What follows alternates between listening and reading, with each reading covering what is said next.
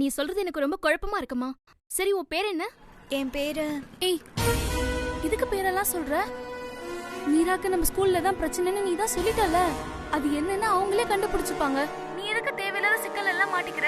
நம்ம ஸ்கூல்ல அந்த பிரச்சனை மீராக்கு மட்டுமா நடந்துச்சு? உனக்கு நடந்துச்சு, எனக்கு நடந்துச்சு, இன்னும் நிறைய பொண்ணுங்களுக்கும் நடந்திருக்கு. ஆனா உன்ன மாதிரி எல்லாரும் ஃபோன் பண்ணி சொல்லிட்டு இருக்காங்க. பேசாம ஃபோன் வச்சுட்டு வாடி. ஹலோ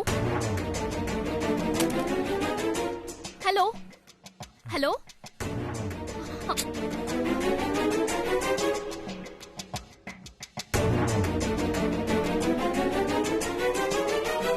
ஏங்க என்னாச்சுங்க? யாருங்க போன்ல? சொல்றேன் வா. நீங்க போங்க, நான் சொன்ன மாதிரியே பண்ணிடுங்க. யாரு தென்றல் இது போன்ல ரொம்ப சீரியஸா பேசிட்டு இருந்த? அது ஒண்ணும் இல்ல மேக்னா. கால் பண்ணது மீரா ஸ்கூல்ல படிக்கிற ஒரு பொண்ணு தான். ஸ்கூல்ல தான் ஏதோ பிரச்சனைன்னு சொல்ல வந்தா, ஆனா அது கூட முழுசா சொல்லாம போன் பாதியிலேயே கட் பண்ணிட்டா.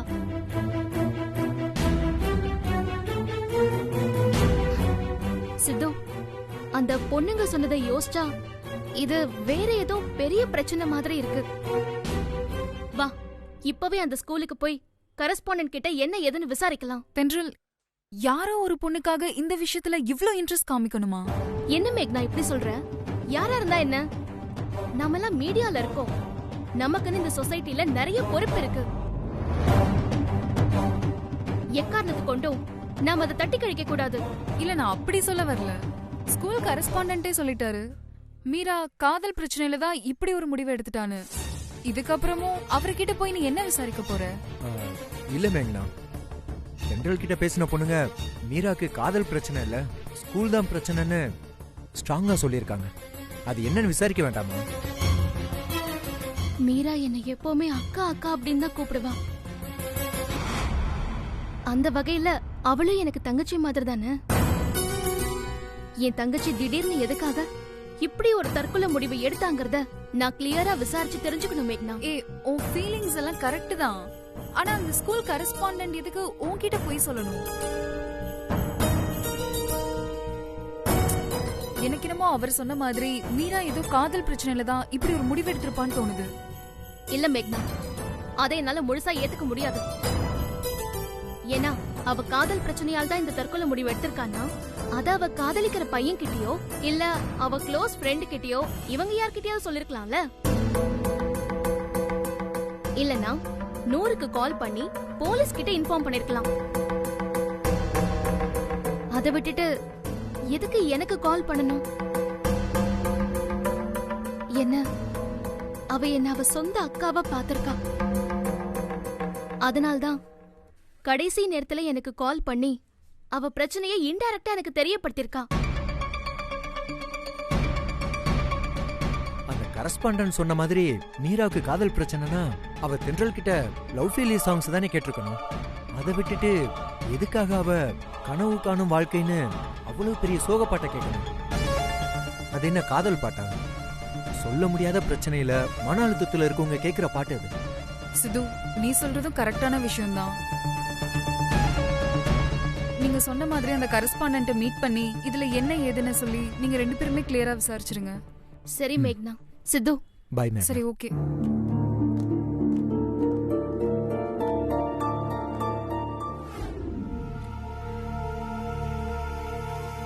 சார், அது வந்து சார் பிக் எஃப்எம்ல இருந்து 2 பேரும் உங்களை பார்க்க வந்திருக்காங்க சார்.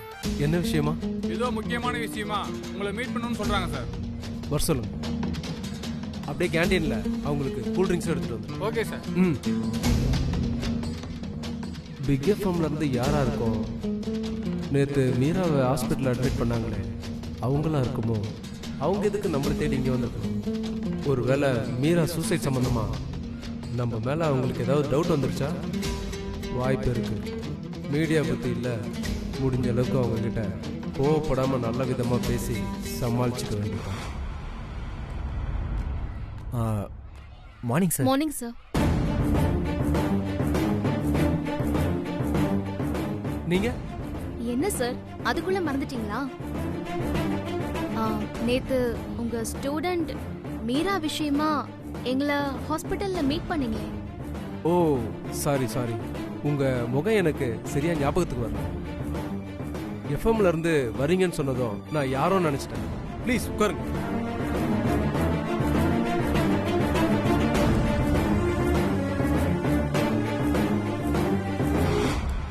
Cool drinks sir. இந்தாங்க மேடம். இல்ல பரவாயில்ல சார். பரவாயில்ல, சாப்பிடுங்க.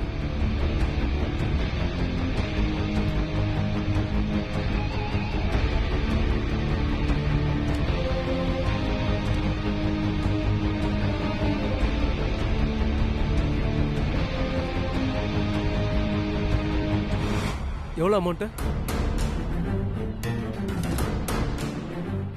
சார் நீங்க கேக்குறது புரியல. உங்க 2 பேரையும் எனக்கு ரொம்ப பிடிச்சிருக்கு. இந்த சின்ன வயசுலயே எவ்வளவு பெரிய ஹேபிட் உங்களுக்கு.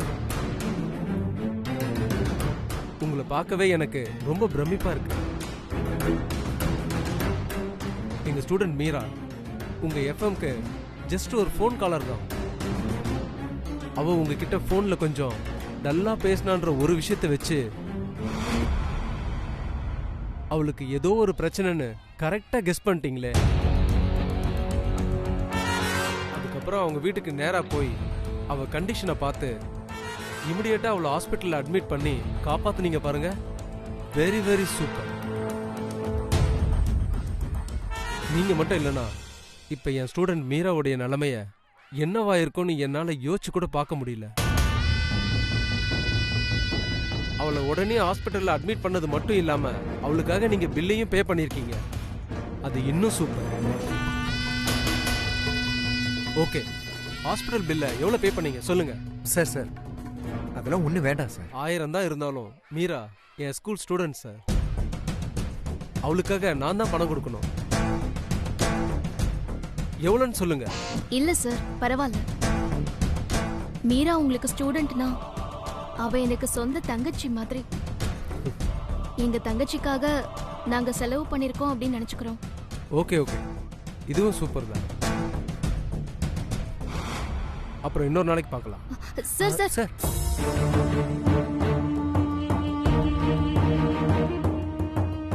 சொல்லுங்க, என்ன விஷயம்? நாங்க உங்ககிட்ட ஒரு முக்கியமான விஷயம் பேச வந்திருக்கோம். அதான் நீங்க மீராவுக்கு கட்டண பணத்தை வேண்டான்னு சொல்லிட்டீங்க. அதுக்கு மேல நீங்க என்கிட்ட பேசுறதுக்கு வேற என்ன முக்கியமான விஷயம் இருக்க போகுது?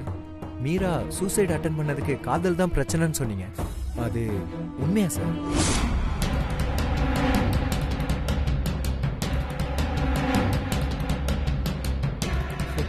அதெல்லாம் உண்மைதான் தம்பி. அதான் நேத்தே உங்ககிட்ட நான் சொன்னேனே, மீராவோட புக்கில் லவ் லெட்டர் இருந்ததை நானே பார்த்தேன்னு. அப்புறம் என்ன உங்களுக்கு இப்படி ஒரு டவுட்டு? இல்ல சார், இன்னைக்கு நான் என் ஷோல ஒரு அவேர்னஸ்க்காக மீரா காதல்னா என்னன்னு தெரியாத வயசுல காதல் பண்ணி இப்போ உயிருக்கு போராடிட்டு இருக்கான்னு அவ வயசு பசங்களுக்கு அட்வைஸ் பண்ணிட்டு இருந்தேன். ஏமா இதெல்லாமா ரேடியோவில் ஷோவா பண்ணுவீங்க? இல்ல சார், மீரா வயசுல இருக்கிற அப்பாவி பொண்ணுங்களுக்கு ஒரு எச்சரிக்கை வேணும் தான் ஷோல அப்படி பேசினேன். Sorry sir. என்ன சாரி சார்? இந்த விஷயம் மீராவுக்கு தெரிஞ்சா அவ மனசு எவ்வளவு கஷ்டப்படும். அவ உயிரை காப்பாத்தின நீங்களே அவ மனசை எப்படி காயப்படுத்தலாமா? இனிமே இந்த மாதிரி ஷோலாம் பண்ணாதீங்க. சரி, அந்த ஷோவால என்ன ப்ராப்ளம்? எதுக்கு அதை பத்தி என்கிட்ட பேச வந்தீங்க? சார், ஷோ முடிஞ்சு நான் போன கொஞ்ச நேரத்துல உங்க ஸ்கூல்ல இருந்து ஒரு பொண்ணு கால் பண்ணி ஒரு முக்கியமான விஷயம் என்கிட்ட சொன்னா.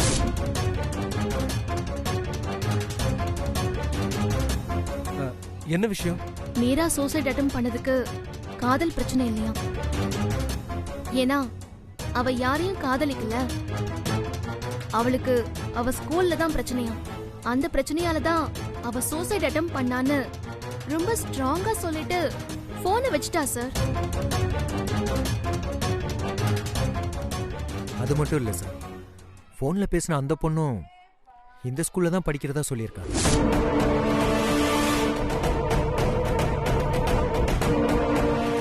அவ என்கிட்ட போன்ல பேசும்போது அவ பக்கத்துல வேற ஒரு பொண்ணு கூட இருந்திருப்பா போல இருக்கு. அந்த பொண்ணு இந்த பொண்ணு கிட்ட இன்னொரு விஷயத்த சொன்னா. இன்னொரு விஷயம்னா? நம்ம ஸ்கூல்ல மீராவுக்கு வந்த பிரச்சனை உனக்கும் தான் இருக்கு, எனக்கும் தான் இருக்கு. நமக்கு மட்டும் இல்ல, இன்னும் நிறைய பொண்ணுங்களுக்கு இருக்கு. அவங்க எல்லாருமா உன்ன மாதிரி ரேடியோல கம்ப்ளைண்ட் பண்ணிட்டு இருப்பாங்க அப்படின்லாம் சொல்லி அவ போன்ல பேசாம ஃப்ரெண்ட அப்படியே கண்டிச்சா.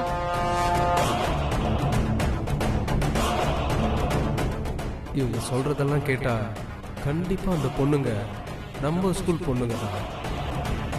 நாம டிஸ்டர்ப் பண்ண பொண்ணுங்கள்ல தான் ஏதோ 2 பொண்ணுங்க இவங்க கிட்ட அந்த விஷயத்த கன்ஃபார்ம் பண்ணிருக்காங்க.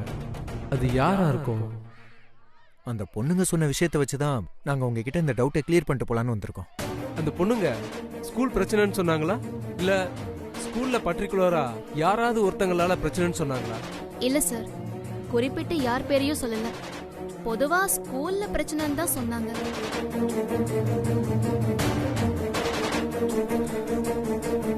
நல்ல வேலை, என்னாலதான் பிரச்சனைன்னு அவ என் பேரை யூஸ் பண்ணல. அது வரைக்கும் சந்தோஷம். அவங்க இந்த ஸ்கூல்ல என்ன பிரச்சனைன்னு சொல்லல, வெறுமனே ஸ்கூல்ல பிரச்சனை அப்படின்னு தான் சொன்னாங்க.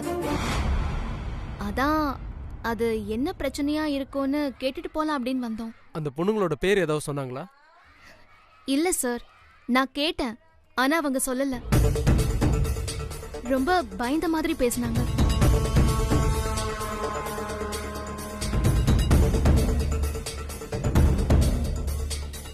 என்ன சார் யோசிக்கிறீங்க? உங்க ஸ்கூல்ல படிக்கிற ஸ்டூடெண்ட்ஸ் இந்த ஸ்கூல்ல ஏதோ பிரச்சனை இருக்கு அப்படின்னு சொல்றாங்க. அது என்னவா இருக்கும், யாரால இருக்கும்னு உங்களால ஏதாவது கெஸ் பண்ண முடியுமா? நான் எதுக்குமா கெஸ் பண்ணணும்? அந்த பொண்ணுங்க யாரு, அவங்க பேரு கூட தெரியாதுன்னு சொல்றீங்க. என் ஸ்கூலை பத்தி யாரோ ஒருத்தவங்க பொய்யா சொன்னதுனால நீங்களும் என்கிட்ட வந்து கொஸ்டின் பண்ணிட்டு இருக்கீங்க. இதெல்லாம் உங்களுக்கே நியாயமா இருக்கா? இல்ல சார், அந்த பொண்ணுங்க சொன்னது பொய் மாதிரி தெரியலையே.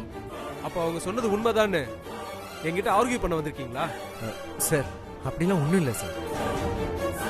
எங்களுக்கு இந்த ஸ்கூல் மேல பெரிய மரியாதையே இருக்கு. ஆமா சார், என் அப்பாவும் டீச்சர் தான். அவர் இந்த ஸ்கூலை பத்தி அடிக்கடி பாராட்டி தான் பேசுவாரு. நாங்களும் இந்த ஸ்கூலை பத்தி தப்பாவே நினைக்கல. ஒருவேளை உங்களுக்கே தெரியாம இங்க படிக்கிற பசங்களுக்கு வேற ஏதாவது பிரச்சனை இருக்குமா அப்படின்னு.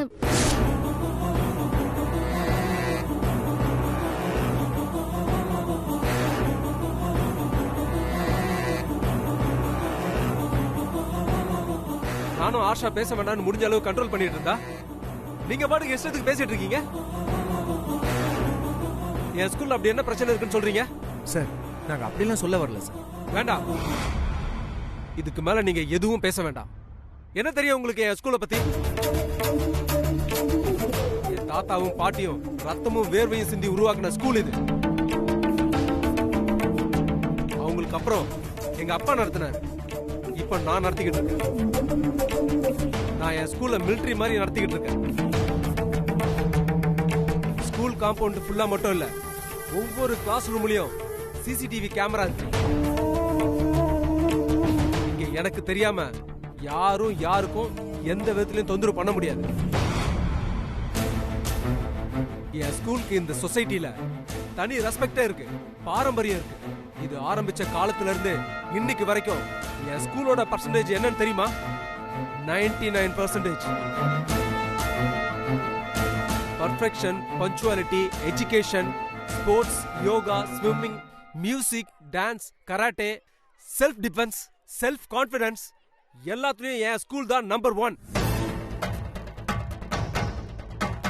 என் ஸ்கூல்ல படிக்கிற பசங்களுக்கு தானாவே மூளை வலிமை ஜாஸ்தி ஆயிடும், தெரியுமா உங்களுக்கு? இந்த ஸ்கூல்ல சீட்டு வாங்கறதுக்கு எம்எல்ஏ, எம்பி, கார்பரேட் முதலாளிங்க அப்படின்னு எத்தனை பேர் எத்தனை வருஷமா அலைஞ்சிருக்காங்க தெரியுமா? அதுக்காக பணக்கார வீட்டு பசங்க மட்டும் தான் இங்க படிக்கிறாங்க நினைச்சுக்காதீங்க. எஜுகேஷன்ல குட்டா இருந்த மீரா மாதிரி ஏழை வீட்டு பசங்களுக்கு கூட நாங்க இங்க சீட்டு கொடுத்து ஃப்ரீயா சர்வீஸ் பண்ணிட்டு இருக்கோம்.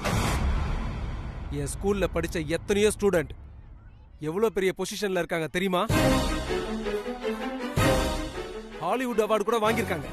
ஆனா எனக்கு கால் பண்ண பொண்ணு என்கிட்ட போன்ல இந்த ஸ்கூலை பத்தி. அப்போ நான் இவ்வளவு நேரம் என் ஸ்கூலை பத்தி சொன்னதெல்லாம் உங்களுக்கு புரியல, அப்படிதானே?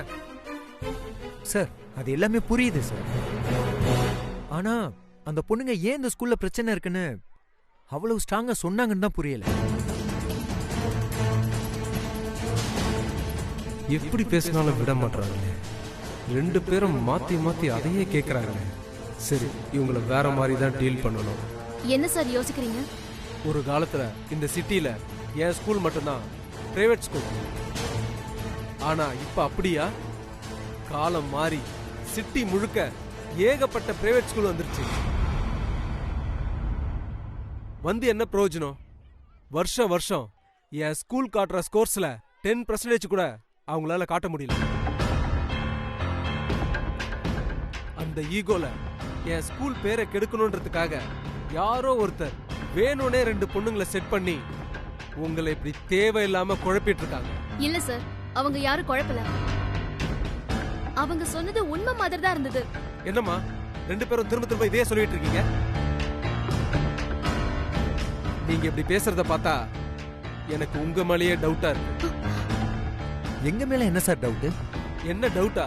இந்த மாதிரி என் ஸ்கூல் பேரை கெடுக்கிறதுக்கு ஏதாவது ப்ரோக்ராம் பண்ணி உங்க எஃப்எம் ஓட ரேட்டிங்கை ஏத்திக்கலாம்னு பாக்குறீங்களா? இல்ல வேற ஏதாவது ரெக்கார்ட் பண்றீங்களா? ஐயோ சார், அப்படிலாம் இல்ல சார். வேற எப்படி? ஒருவேளை உங்க வீட்டு பசங்களுக்கு யாருக்காவது சீட்டு வேணும்ன்றதுக்காக என்ன இப்படிலாம் த்ரெட்டன் பண்றீங்களா? சார் சத்தியமா அப்படிலாம் ஒண்ணுமே இல்ல சார். அப்புறம் எதுக்கு தேவையில்லாம கண்டவங்க பேச்செல்லாம் கேட்டுக்கிட்டு என்ன வந்து டென்ஷன் பண்ணிட்டு இருக்கீங்க? நான் தான் சொல்றேன்ல, மீரா காதல் பிரச்சனையால தான் தற்கொலைக்கு முயற்சி பண்ணிருக்கா. நான் தான் சொல்றேன்ல, ஏன் நம்ப மாட்டேன்றீங்க? சார், நாங்க உங்களை நம்பாம இல்ல சார். ஆனா மீரா இந்த சின்ன வயசுல ஒரு பையனை லவ் பண்ணிருப்பான்னு எங்களுக்கு 100% கிளியரன்ஸ் கிடைக்கல சார். அவளுக்கு வேற ஏதோ பிரச்சனை இருக்குமோ அப்படின்னு தோணுது.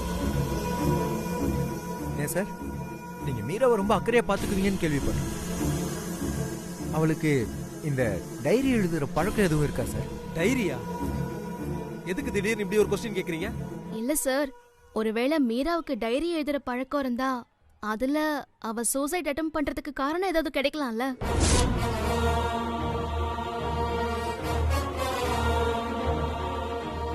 சொல்லுங்க சார், மீராவுக்கு டைரி எழுதுற பழக்கம் ஏதாவது இருக்கா? இல்ல, அவளுக்கு அந்த மாதிரி பழக்கம் எதுவும் இல்ல. அவ ஹோம்வொர்க்கே ஒழுங்கா எழுத மாட்டா. இதுல டைரி எல்லாம் எங்க இருந்து எழுத போறா? சரி, என்கிட்ட கேட்க வேண்டியதெல்லாம் கேட்டு தெரிஞ்சுக்கிட்டீங்களா? இப்பயாவது தயவு செய்து கிளம்புறீங்களா? எனக்கு நிறைய வேலை இருக்கு. Sorry sir. 1 செகண்ட். இன்னொரு தடவை இந்த மாதிரி வந்து என்ன தொந்தரவு பண்ணாதீங்க ப்ளீஸ். போங்க.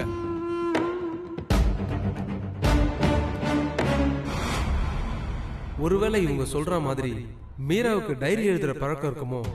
அப்படி இருந்தா கண்டிப்பா அதுல அவ நம்மளை பத்தி ஏதாவது நோட் பண்ணிருப்பாளோ? எதுக்கு ரிஸ்க்? நாளைக்கு பசங்களை அனுப்பி வீட்டை சர்ச் பண்ணிட வேண்டியது.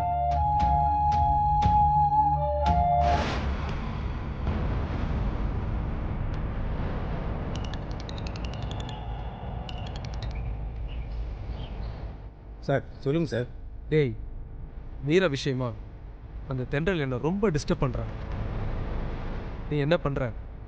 நாளைக்கு யாருக்கும் தெரியாம இந்த மீரா வீட்டுக்கு போய் அவ பர்சனல் டைரி ஏதாவது எழுதி வச்சிருக்காளான்னு தேடி பார்த்துட்டு அதை எடுத்துட்டு வந்து. Okay sir. சரி, நான் காலையில் பேசுறேன்.